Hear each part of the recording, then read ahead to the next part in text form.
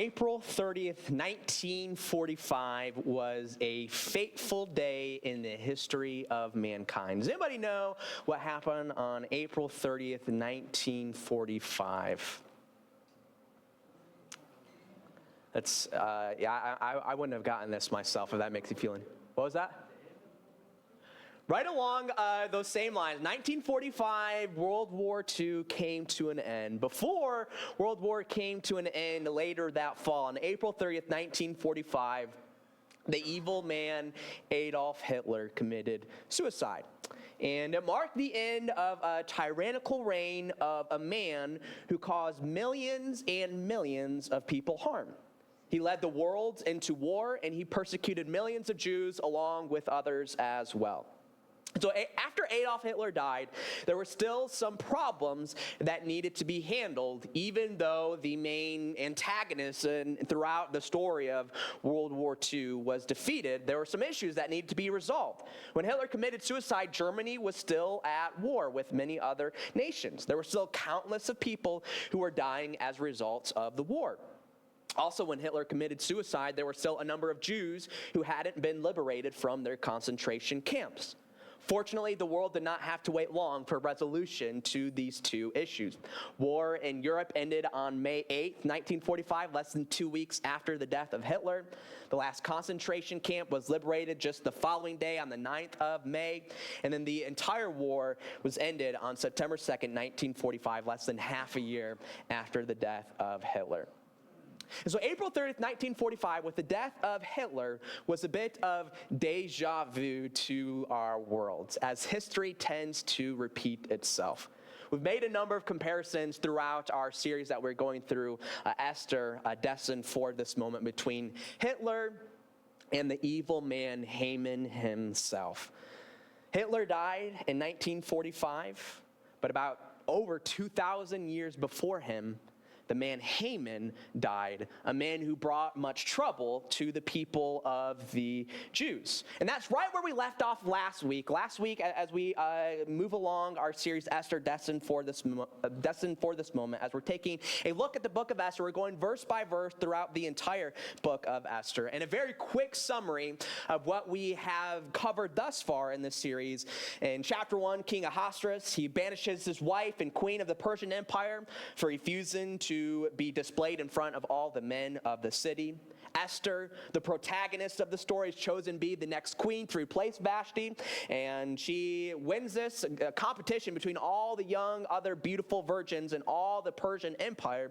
And essentially, this large competition was a sex competition where they would go and sleep with the king, and whoever would please the king the most, they would be the next queen. And Esther, the protagonist of the story, who was a Jew, she was the winner of this mass competition. Then Haman, the antagonist of the story, he wanted to kill all the Jews simply because the man Mordecai, who was the cousin of Esther, refused to bow down to him. He was an evil, evil man. I think he was very much like Hitler over 2,000 years before the world ever laid eyes on Adolf Hitler. And so Haman got the approval from the king to have all of the Jews killed.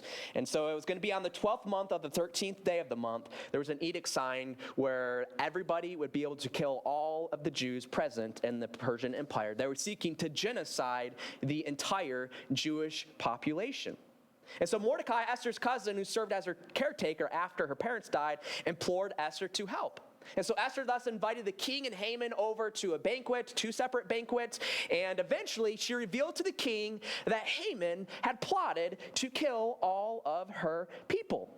The king was enraged that Haman would seek to kill Esther and her people, and the king had Haman hanged on the same gallows that Haman was hoping to hang Mordecai on, the same gallows that he built just the night before. And so that's where we pick up today. Similar to April 30th, 1945, with the death of Hitler, the antagonist is dead. However, there are still some problems that loom over the people. In the case of Esther and her people, we still have the main problem in the entire book present. And the main problem throughout the book of Esther is that we are about to experience a genocide of the Jewish people. And Haman is no more. But the decree that Haman put into place to kill all the Jews is very much still in place. And so how in the world is this massive problem going to be solved now that the antagonist is taken care of? And that's where we pick up this morning in Esther chapter 8. We're going to be reading through a pretty large section today, chapter 8 and half of chapter 9 as well. In chapter 8, verse 1, just as Haman was killed, it reads, "On that day, King Ahasuerus gave to Queen Esther the house of Haman, the enemy of the Jews, and Mordecai came before the king, for Esther had told what he was to her. And the king took off his signet ring, which he had taken from Haman, and gave it to Mordecai. And Esther set Mordecai over the house of Haman." And so chapter 8 starts off with that phrase, "on that day." On what day? On the same day that Haman was hanged.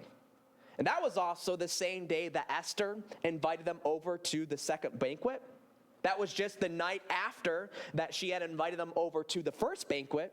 It was in between these two banquets where Haman was forced to honor Mordecai and lead him around the city as Mordecai was sitting on a horse, saying, "This is what it looks like to be honored by the king." We've read through these events through the past few weeks, but all these events take place in about a 48-hour time period.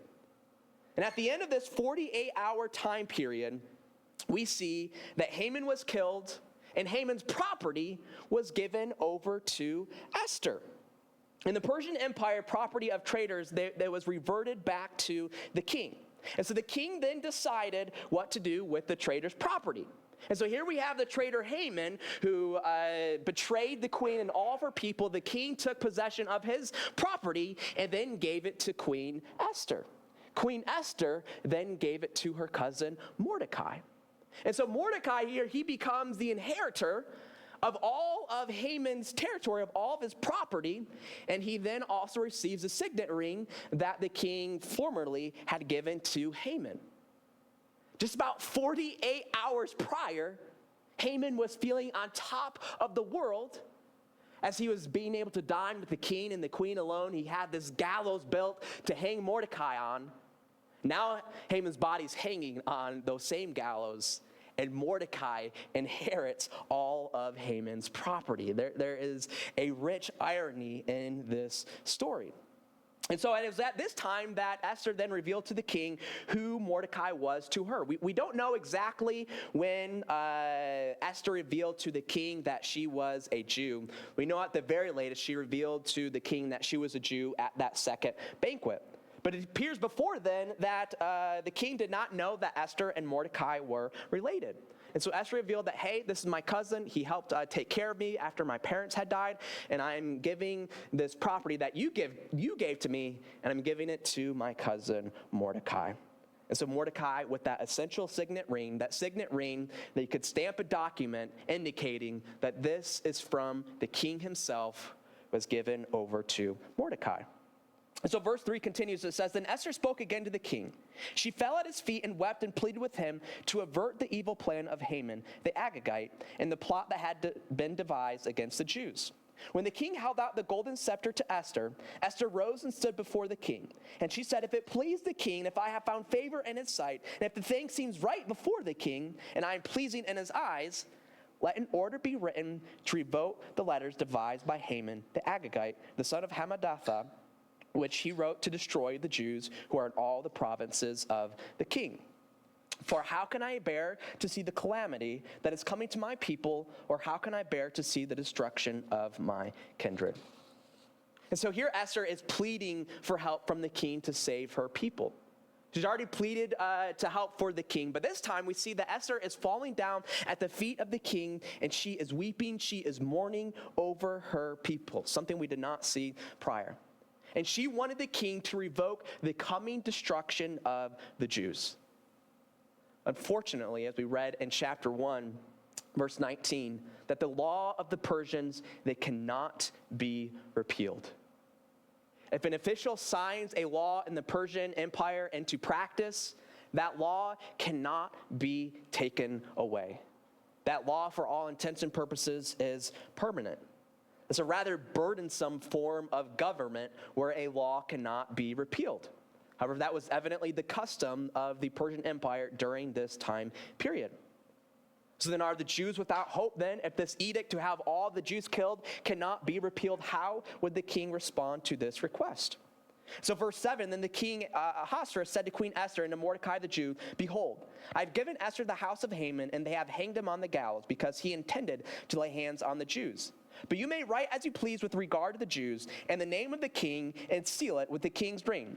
For an edict written in the name of the king and sealed with the king's ring cannot be revoked.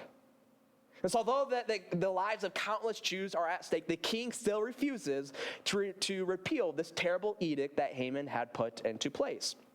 However, he allows Esther and Mordecai to write a new edict to protect the Jews, and they could sign it with the signet ring. The king is pretty flippant about all of this. He's pretty flippant about letting Esther and Mordecai write whatever they desired. Whatever new law they wanted to write, the king said pretty much, hey, go ahead and take it. The king did not say, here's a signet ring, write a new law, and then I will carefully read it over, and I will inspect and make sure that it all checks out properly. No, it says, here's a ring, go and write something to protect your people. It's the same sort of mindset that got the Jews into trouble in the first place. Haman wanted to kill a certain people. And so the king said to Haman, here's a ring, go sign something, put it into practice, and we'll call it a day. I'm not very impressed with the king throughout the book of Esther. But fortunately, this flippant attitude is to the benefit of the Jews this time around, where he is allowing Esther and Mordecai to craft whatever law they want to put into practice, and they have the official ring that they need to sign it and declare that this is from the king himself. And so verse 9, the king's scribes were summoned at that time in the 3rd month, which is the month of Sivan, on the 23rd day, and an edict was written according to all that Mordecai commanded concerning the Jews, to the satraps and the governors and the officials of the provinces from India to Ethiopia, 127 provinces, to each province in its own script and to each people in its own language, and also to the Jews and their script and their language. And he wrote in the name of King Ahasuerus and sealed it with the king's signet ring. Then he sent the letters by mounted couriers, riding on swift horses that were used in the king's service, bred from the royal stud, saying that the king allowed the Jews who were in every city to gather and defend their lives, to destroy, to kill, and to annihilate any army force of any people or province that might attack them, children and women included, and to plunder their goods. On one day, throughout all the provinces of King Ahasuerus, on the 13th day of the 12th month, which is the month of Adar, a copy of what was written was to be issued as a decree in every province, being publicly displayed to all peoples. And the Jews were to be ready on that day to take vengeance on their enemies. So the couriers, mounted on their swift horses that were used in the king's service, rode out hurriedly, urged by the king's command, and the decree was issued in Susa, the citadel. So it's currently in the 3rd month. They are 9 months away from this decree that all the Jews were to be killed. And so Mordecai, he gathers all the scribes after the king handed him the signet ring. And Mordecai, in their presence, he writes a new edict that allows the Jews to defend themselves. They are able to destroy, they're able to kill, and they're able to annihilate any armed force of any people or of any province who come to seek to destroy the Jews. Now, I'm not sure how many women and children will be attacking the Jews, but in this edict, they have the right to kill, to annihilate, to destroy any and everybody who comes against the Jews. And so the couriers, they spread this message all throughout the Persian Empire. Remember, the Persian Empire is the most powerful empire of its time. It extends all the way from the tips of India, all the way over into Ethiopia and Africa. It was touching the border of Greece. It's a massive, massive empire. And throughout the entire land of the Persian Empire, now the Jews have the ability to defend themselves against man, woman, and child as well. And so verse 15 comes along, and it says, "Then Mordecai went out from the presence of the king in royal robes of blue and white, with a great golden crown and a robe of fine linen and purple. And the city of Susa shouted and rejoiced. The Jews had light and gladness and joy and honor. And in every province and in every city, wherever the king's command and his edict reached, there was gladness and joy among the Jews, a feast and a holiday. And many from the peoples of the country declared themselves Jews, for fear of the Jews had fallen on them." The last time that the author of Esther took note of what Mordecai was wearing, it was when this new edict that all the Jews were to be killed. If you remember, Mordecai was dressed in sackcloth and ashes, the outfit of mourning, of weeping, of seeking repentance in behalf of God. And now we see this new description of what Mordecai is wearing. And he's wearing the royal robes of a king, and he has a golden crown on his head. And he writes this new edict that allows the Jews to save themselves. And this time around, he's dressed up as a king.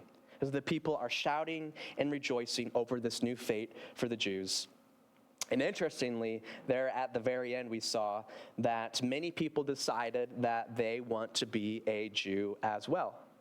Now, I have no idea what this looks like. What it looks like that the people feared the Jews, and so instead of seeking to be against the Jews, they decide they want to be a part of the Jews. Does this mean they dressed like the Jews? Maybe. Does this mean that they sought to follow the customs and the practices of the Jews? Possibly. Better yet, did they seek to worship the God of the Jews? We are left wondering, we don't have that answer. But regardless, these people, they see this glorious Mordecai in all of its glory and his honor, and they see this new edict written, and the popular response is that, hey, we want to be on the side of the Jews. The same group of people who 48 hours prior, we see that this main man, Haman, was in charge, and the Jews were the main enemy. And 48 hours later, and the story completely reverses itself. We see a complete 180 in the story of Esther. And so in chapter 9, we see this edict put into practice. We fast forward 9 months at the end of chapter 8 into the beginning of chapter 9. And it reads, "Now in the 12th month, which is the month of Adar, on the 13th day of the same, when the king's command and edict were about to be carried out. On the very day when the enemies of the Jews hoped to gain the mastery over them, the reverse occurred. The Jews gained mastery over those who hated them. The Jews gathered in their cities throughout all the provinces of King Ahasuerus to lay hands on those who sought their harm, and no one could stand against them. For the fear of them had fallen on all peoples. All the officials of the provinces and the satraps and the governors and the royal agents also helped the Jews. For the fear of Mordecai had fallen on them. For Mordecai was great in the king's house, and his fame spread throughout all the provinces. For the man Mordecai grew more and more powerful. The Jews struck all their enemies with the sword, killing and destroying them, and did as they pleased to those who hated them. In Susa, the citadel itself, the Jews killed and destroyed 500 men. And also killed Parshandatha, and Dalphon, and Aspatha, and Paratha, and Aldalia, and Aridatha, and Parmastha, and Arasai, and Aradai, and Vizatha, and yes, that's how you pronounce each of those. I don't know, that's just a guess. But the 10 sons of Haman, the son of Hammedatha, the enemy of the Jews, but they laid no hand on their plunder. And so finally, this 12th month arrives, a time which was originally planned for the annihilation of the Jews. But thanks to Esther and Mordecai, it was a time where the Jews had vengeance over their enemies. And because of Mordecai's grand standing in the Persian Empire, it states that all of the court officials decided that they would help defend the Jews as well. We don't know exactly how big Susa was at this time. I've seen estimates around 50,000 people within one of these capital cities of the Persian Empire. As the Jews killed 500 men in this city, so that could have been around 1% of the population of Susa. And so we see that there were not many people who sought to annihilate the Jews. They seemed to be far outnumbered by the Jews, and then also those who sought to support and sought to help them have victory over their enemies once and for all. And because of Haman's original decree that could not be repealed, the Jews now had an opportunity to wipe out those who hated him. And among these people who hated the Jews were Haman's 10 sons as well. Because of his evil edict, his 10 sons were killed as a direct result of that. What goes around comes around. What you sow is what you will reap. Haman sowed evil plans and evil actions, and he reaped atrocities. He reaped being hanged on the gallows, and he reaped all 10 of his sons dying at the hands of the Jews. So verse 11, that very day, the number of those killed in Susa the citadel was reported to the king. And the king said to Queen Esther, in Susa the citadel, the Jews have killed and destroyed 500 men, and also the 10 sons of Haman. What then have they done in the rest of the king's provinces? Now what is your wish? It shall be granted you. And what further is your request? It shall be fulfilled. And Esther said, if it please the king, let the Jews who are in Susa be allowed tomorrow also to do according to this day's edict. Let the 10 sons of Haman be hanged on the gallows. So the king commanded this to be done. A decree was issued in Susa, and the 10 sons of Haman were hanged. The Jews who were in Susa gathered also on the 14th day of the month of Adar, and they killed 300 men in Susa, but they laid no hands on the plunder. And so the king, who was clearly infatuated with Esther, asked what she would desire. She just had victory over her enemies. She already had Haman hanged, but he is infatuated with his queen. And what more would she possibly want, Esther? And so Esther essentially asked for an encore. She asked for one more day in which her people could have vengeance over the people who sought to have them killed. So on the following day, there were 300 more men who died, and the sons of Haman hanged on that same gallows as well. And in closing out here this morning, in verse 16, now the rest of the Jews who were in the king's provinces also gathered to defend their lives and got relief from their enemies and killed 75,000 of those who hated them. But they laid no hands on the plunder. This was on the 13th day of the month of Adar. On the 14th day they rested and made that a day of feasting and gladness. But the Jews who were in Susa gathered on the 13th day, on the 14th, and rested on the 15th, making that a day of feasting and gladness. Therefore the Jews of the villages who live in the rural towns hold the 14th day of the month of Adar as a day of gladness and feasting, as a holiday, and as a day on which they send gifts of food to one another. Just 9 months prior, it seemed that fateful day would be the end of the Jewish people. But now we see it is the end of the people who sought to kill, to destroy, and annihilate the Jewish people. They're able to defeat 75,000 of their enemies throughout the Persian Empire. And at last, in the midst of all of this chaos through the book of Esther, the problem is solved. The Jews living in the biggest empire of its time was saved from genocide. And we have seen over these past 7 weeks, we have seen how messy of a ride we have gotten to the salvation of the Jews here in chapter 9. And that's the book of Esther. Esther is a story. Many may have this conception of an idea of a beautiful story written after a beautiful queen, but it's a rather ugly story, lots of ugly details, where the enemy seems to have the upper hand, but in the end, God delivers for his people. In that perilous moment, God worked through Mordecai and Esther to deliver his people from genocide. Next week, we're going to be reading these last few verses in the book of Esther, and we're going to seek to draw some overarching lessons that we can learn from the story of Esther. A rather ugly story that has absolutely beautiful lessons for you and I to apply in our lives. But today we see that God does not give up on his people. God provides for his people. God does not assure us that life is going to be easy. He did not assure Esther and Mordecai that it's going to be a pleasant ride to the end, to salvation for the Jewish people. But we are assured of a God who is ever present and is a God of deliverance. You may be going through the thick of it right now, but I encourage you to keep your head up. We serve a God of deliverance. Whether in the present, whether tomorrow, or at the return of Jesus, God will come through in the end and provide deliverance for his people. The story of Esther, written about 2,500 years ago, your story is still being written.